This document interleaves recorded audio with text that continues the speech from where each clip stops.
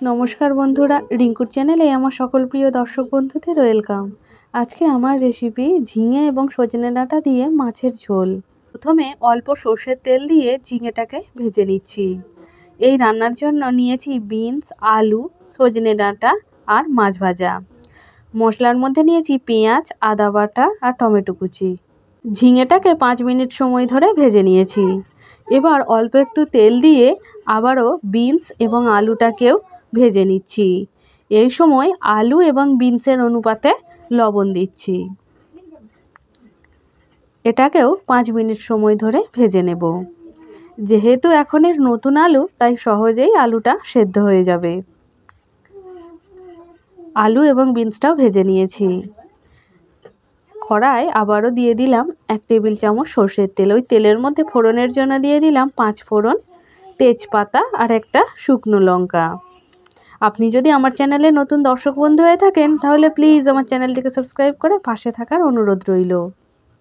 বসন্ত ঋতুতে সজনে ডাঁটা আমাদের শরীরের পক্ষে ভীষণই উপকারী, তাই এই রান্নাটি আপনারাও বাড়িতে বানাতে পারেন। 5 ফোড়নটা 40 সেকেন্ড সময় মতো ভেজে নিয়েই দিয়ে দিলাম পেঁয়াজ কুচি। এবার পেঁয়াজটাকে লাল লাল করে ভেজে নেব। আমার এই ভিডিওর যদি কোনো অংশও আপনাদের ভালো লেগে থাকে, তাহলে একটা লাইক দেবেন এবং আপনাদের প্রিয় বন্ধুবান্ধবদের সাথে শেয়ার করার অনুরোধ রইল। দেখুন, পেঁয়াজটা প্রায় ভাজা হয়ে গেছে। এই পর্যায়ে এর মধ্যে অ্যাড করে দেব টমেটো কুচি। টমেটোটা ভাজার সময় অল্প পরিমাণে লবণ ব্যবহার করব। এর ফলে টমেটোটা ভাজা এবং সেদ্ধ দুটোই হয়ে যাবে। টমেটোটাকেও মিনিট 4 সময় ধরে অল্প আঁচে ভেজে নিচ্ছি। টমেটোটা ভাজা হয়ে গেছে। এবার এর মধ্যে অ্যাড করে দিলাম আদা বাটা।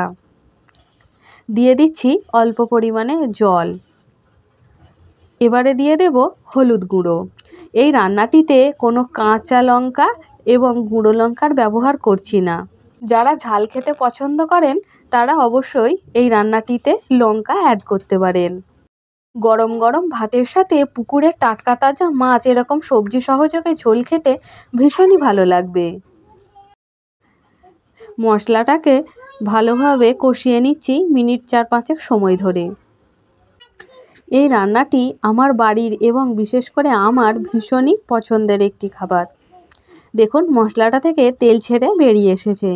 এই পর্যায়ে আগে থেকে ভেজে তুলে রাখা সবজিগুলো এইবার অ্যাড করব।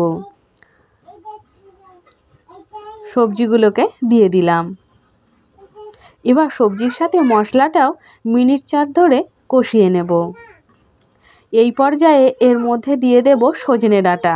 এই বসন্ত ঋতুতে বসন্তের প্রকোপ থেকে বাঁচতে অবশ্যই সজনে ডাঁটা খেতে পারেন।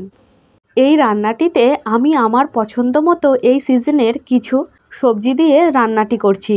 আপনারা চাইলে এর মধ্যে আপনাদের পছন্দের মতো সবজি অ্যাড করতে পারেন। এই রান্নাটা নতুন কিছু রান্না নয়, তবে আমার বাড়িতে কিভাবে এই সিজনে এই রকম মাছের ঝোল বানাই, সেই রেসিপি আপনাদের সাথে শেয়ার করলাম। মশলার সাথে সবজিটা সুন্দরভাবে কষানো হয়ে গেছে। এই পর্যায়ে ঝোলের পরিমাণ অনুযায়ী এবং সবজিগুলো সেদ্ধ হওয়ার অনুপাতে জল দিয়ে দিলাম। এবার ঢাকা দিয়ে তরকারিটা সেদ্ধ হওয়া পর্যন্ত অপেক্ষা করব। তরকারিটা সেদ্ধ হয়ে গেলেই এর মধ্যে ভেজে রাখা মাছগুলোকে দিয়ে দেব। প্রথমে 15 মিনিটের জন্য ঢাকা দিয়ে দিলাম তরকারিটা সেদ্ধ হওয়ার জন্য। দেখুন উনানের আঁচটা একদম কম রেখেছি। সবজিটা সম্পূর্ণরূপে সেদ্ধ হয়ে গেছে। এরপর মাছগুলোকেও দিয়ে দিয়েছি।